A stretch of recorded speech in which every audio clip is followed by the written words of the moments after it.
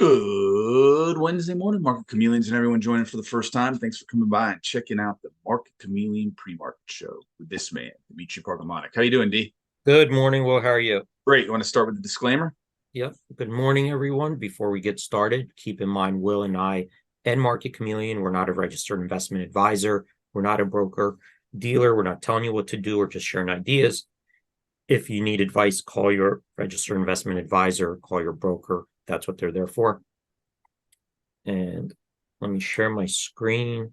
Wait, Will, I think you still. Yep. I just eliminated the screen. Yep. So real quickly, if you're joining us for the first time, Will and I, we do these shows in the morning to try to help answer questions you may have about the Market Chameleon tools, the data, the analytics. If you have a question, type it into the live chat on YouTube. Will's watching it. He'll read them back to me. While to give you guys a chance to type in your questions, we'll take a couple minutes taking a look at the pre-market report, see if we could get insights, what's going on in the pre-market hours, and then we'll move on to the questions. So the pre-market report, these are stocks trading in pre-market hours. Up here, we have a calendar view. So if you wanted to go back in history to a specific date, you can and see what happened in the pre-market hours on that date. Today, we're November 15th. And so far, this has shown us from a high level what's going on. So we got so far 700 stocks trading higher in the pre-market hours, 242 stocks trading lower. If we look at the volume, we got 172 million shares trading on up volume versus 61.6 million on down volume. And if we convert that volume to dollar value, we got $4.8 billion worth of stock trading higher versus $907 million worth of stock trading lower. So from this perspective, so far, looks like we're lining up for a more bullish bias in the pre-market hours. So what we could do, and you could tell that this is a pretty good number because besides yesterday, which was overwhelmingly bullish. You could see here $12.7 billion worth of stock trading to the upside.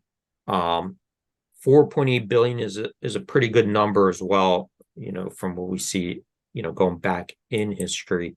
And we're still, keep in mind, a half hour away from start of trading. So those volumes are still accumulating from now till 9:30. Let's come down here and look at it from another perspective.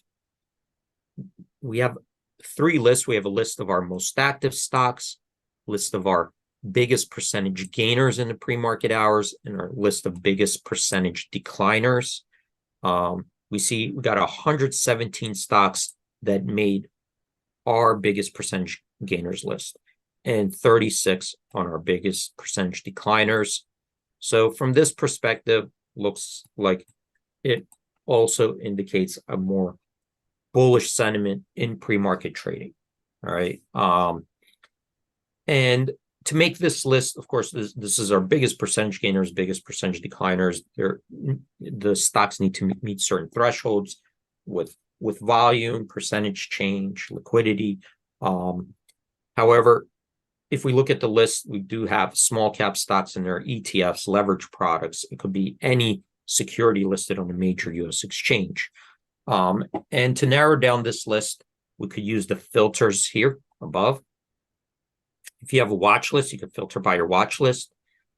We're going to use this one as an example, an ETF.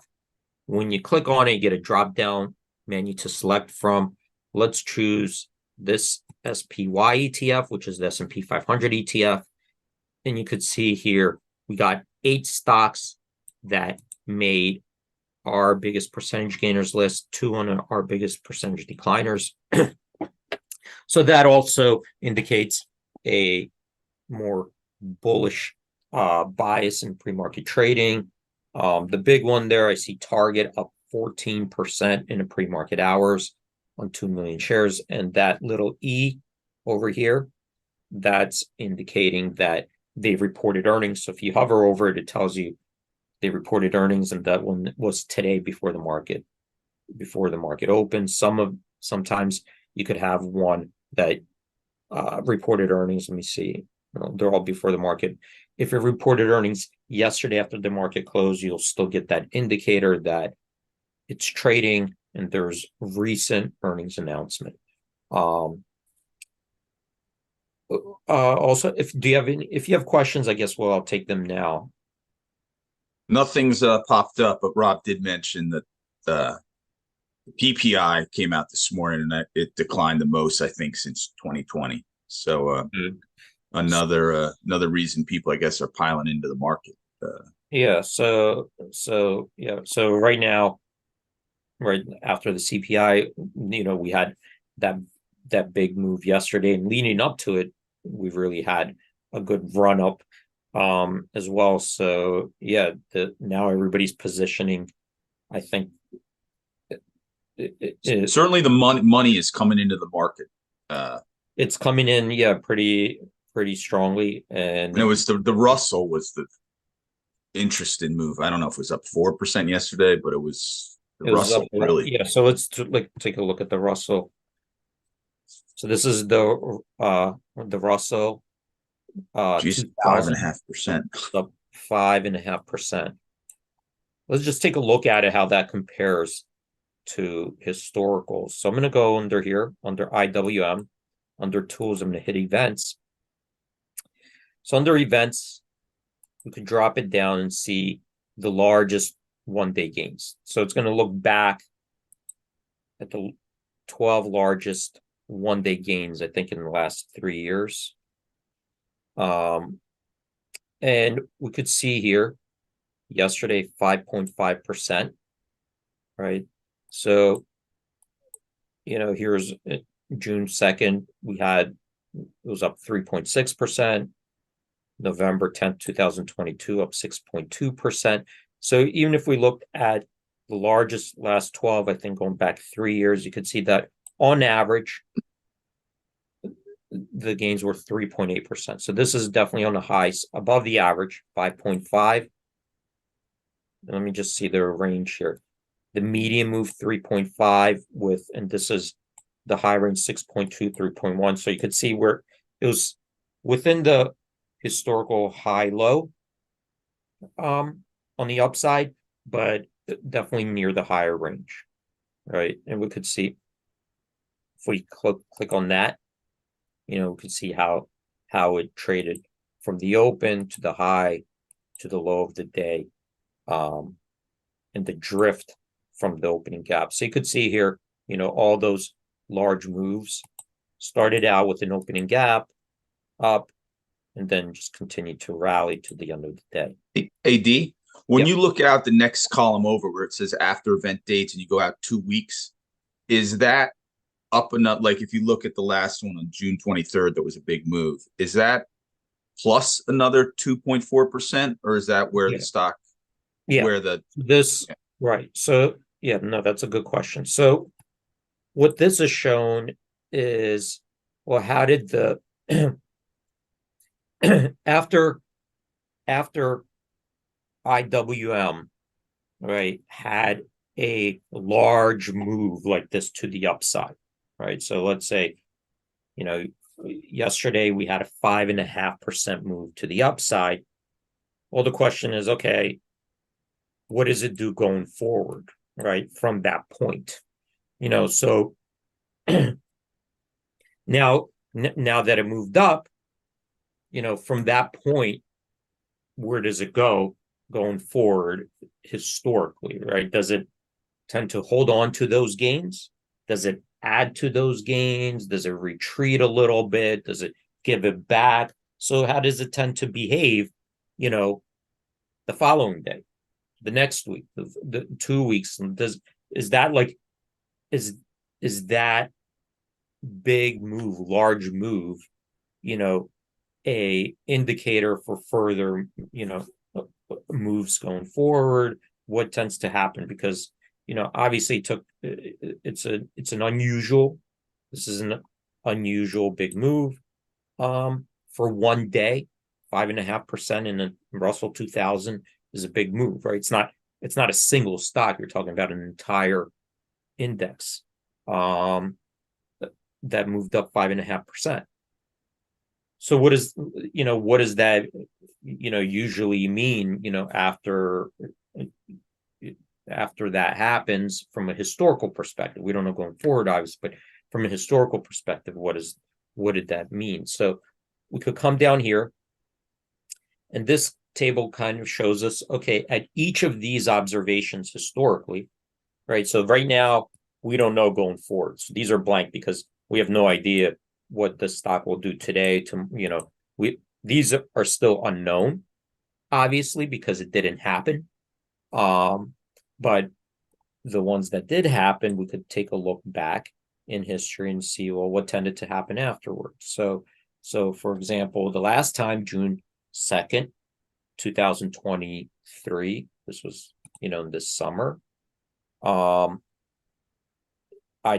was up 3.6%. The next day, right, from the new starting point, right, it was down 1.3%. On this day, it was up 0.8%. So these are the historical observations. So it kind of looks like a mixed bag. 55% of them were higher, 45% lower. So the next day, it was pretty much a mixed bag. On average, it gained 0.2%. So a little bit, slightly more favorable towards the upside, right? So that's what we see, slightly skewed towards the upside, but a mixed bag.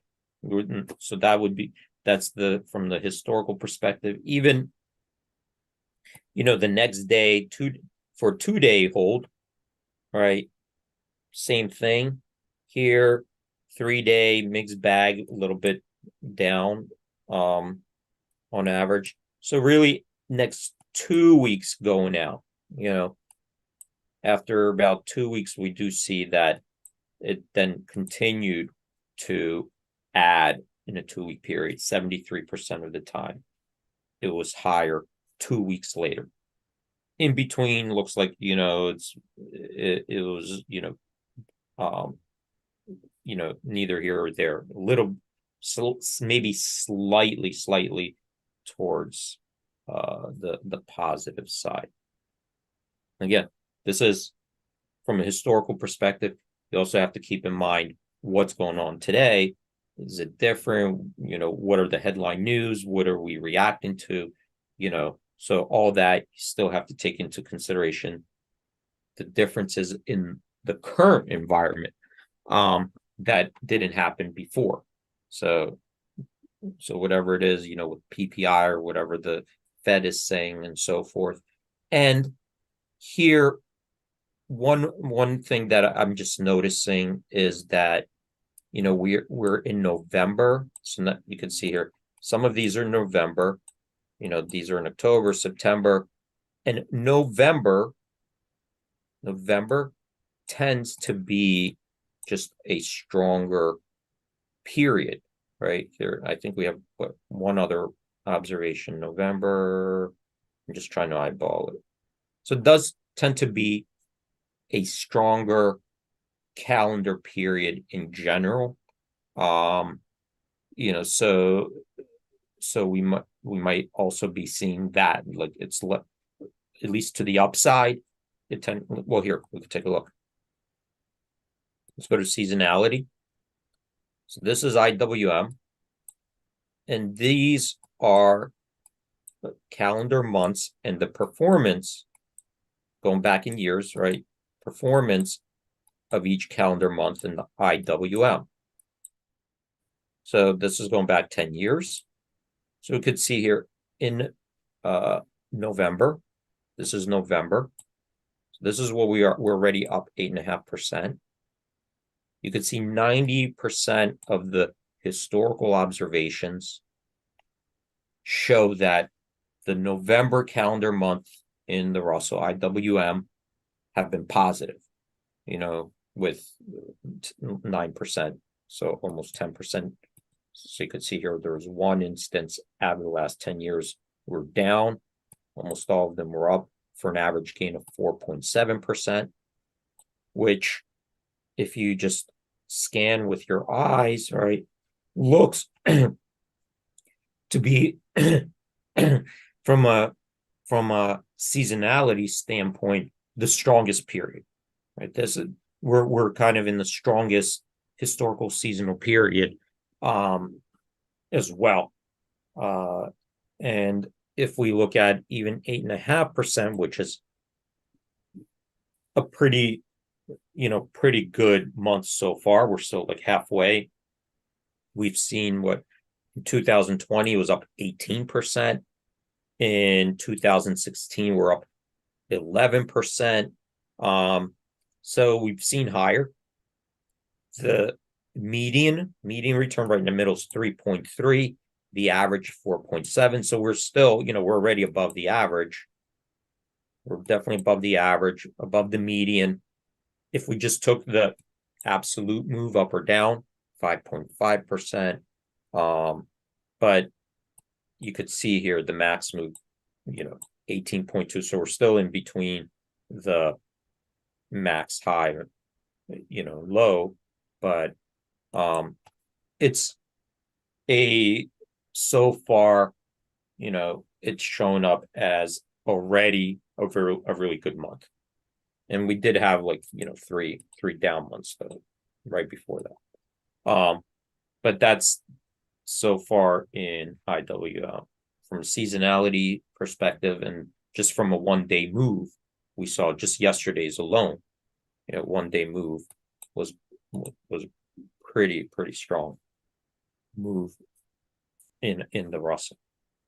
So that's how to read that. Let me come back. Were there any other questions, Will?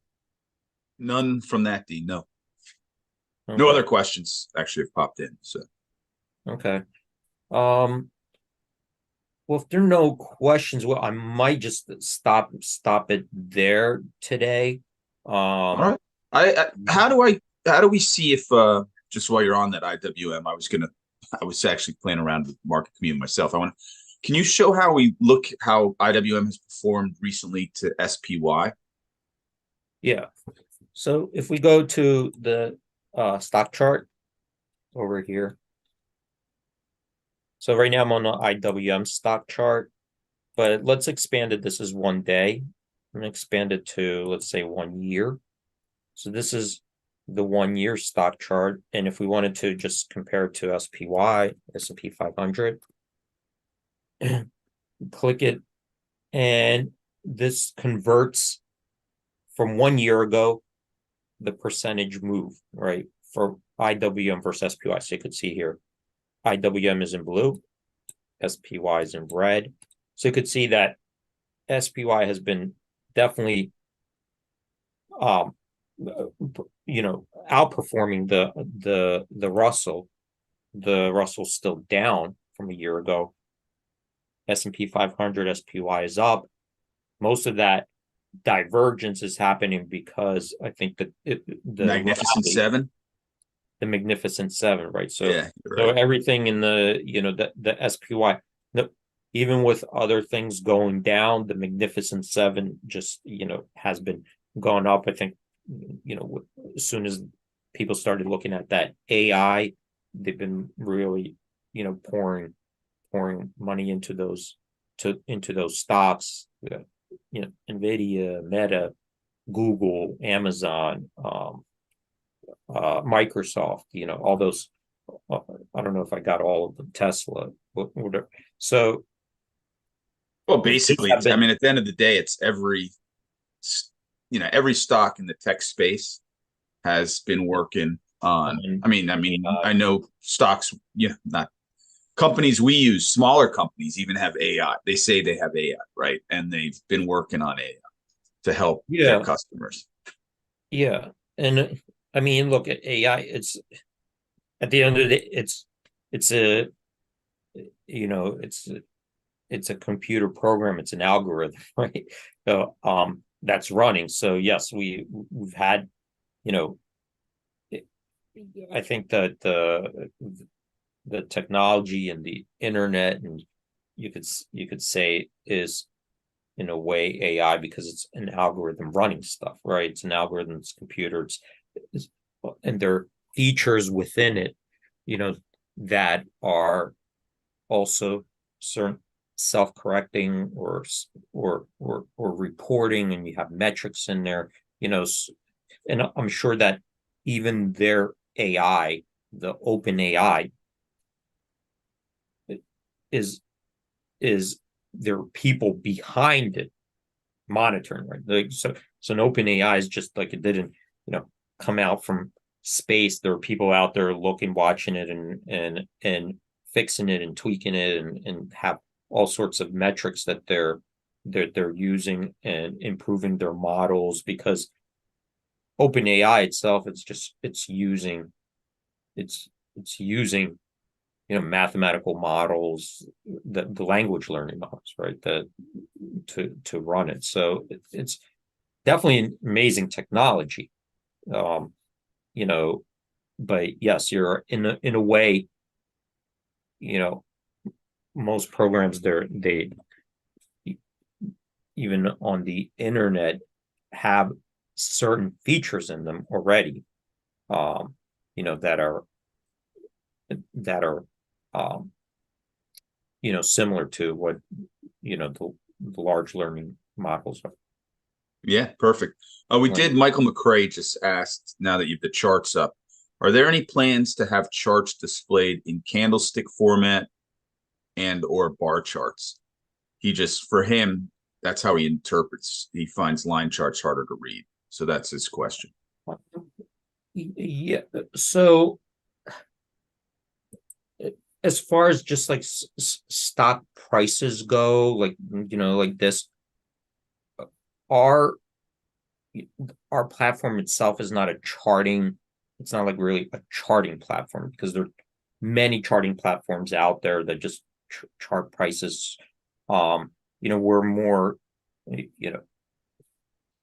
statistical, analytical, trying to give more insights from beyond just, drawing charts like a traditional bar chart or whatever, unless we saw something meaningful that sticks out. So we're not so much a charting platform.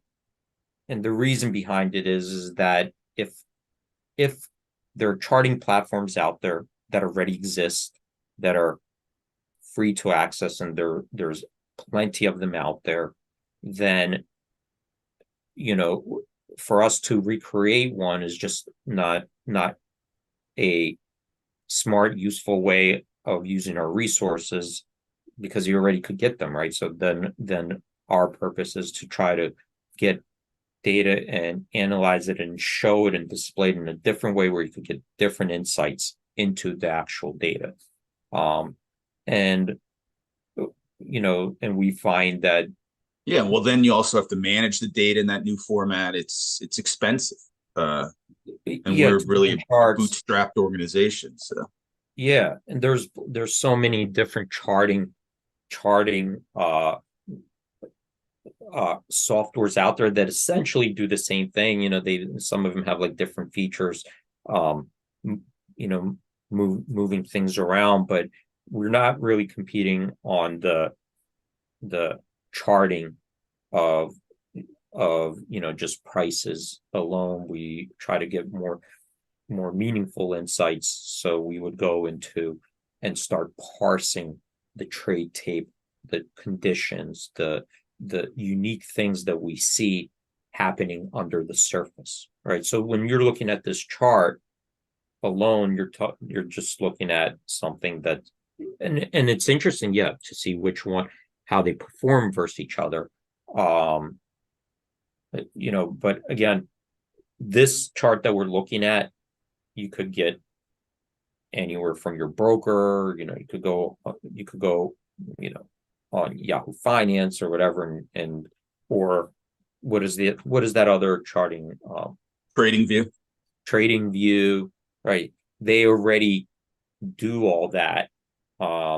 So from our perspective, if there are already existing softwares that do that, and you could already access it for free, then we're like, well, why do we need a second one unless we could create much better value that they can't get somewhere else on the same chart.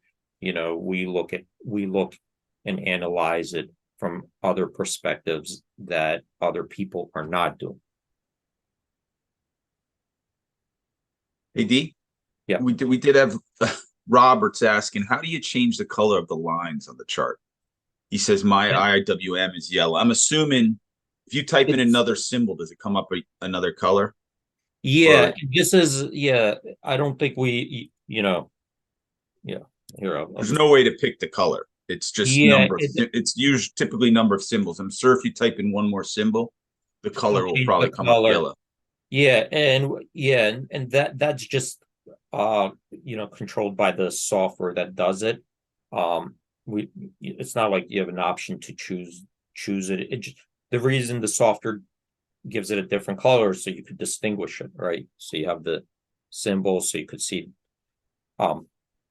which line represents what.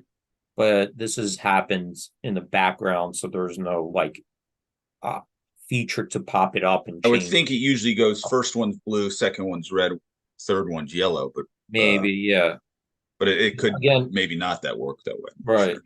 Look, I've seen charts that give you lots of features of like drawing on them and putting your own arrows in them and stuff like that. But again, that's not what we're after. We're not after like this, making fancy charts from these lines. Yeah, well, we've never used charts to transact and trade, so it's not our cup of tea. Yeah, so we do have charts, some stuff because I think like charts can help you visualize things better for sure. But a lot of our data and analytics, you'll see it, presented ways that we just talked about this morning. Yeah, certainly the way we, our charts for volatility, very few people have that because, very few people deal with that data. So right. Our basic volatility charts of interest. But anyways, we're right up against the opening. One housekeeping note, I am away for the next 3 trading days from going away with a daughter for a college event. So I'll be away tomorrow and Friday and Monday. So we won't be back until Tuesday. Yep, so next week is Thanksgiving. Everyone remember, as you're looking at your trading, that we're going to have typically Thanksgiving's slower, right, D? Tends to be, at least in the market, and the market's going to be closed on Thursday. But we'll have a show Tuesday and Wednesday next week. Awesome job, Dima. All right, everyone. Thank you for joining. Stay safe out there. Have a great, I guess, till next week. We'll see you guys next week. Next Tuesday. Yep. Next Tuesday. Stay safe out there. Hope to see you guys then. All right. If you have great job, D. Trade in peace, chameleons. Everyone have a great day. We'll see you next week. Bye-bye. Thanks, everyone.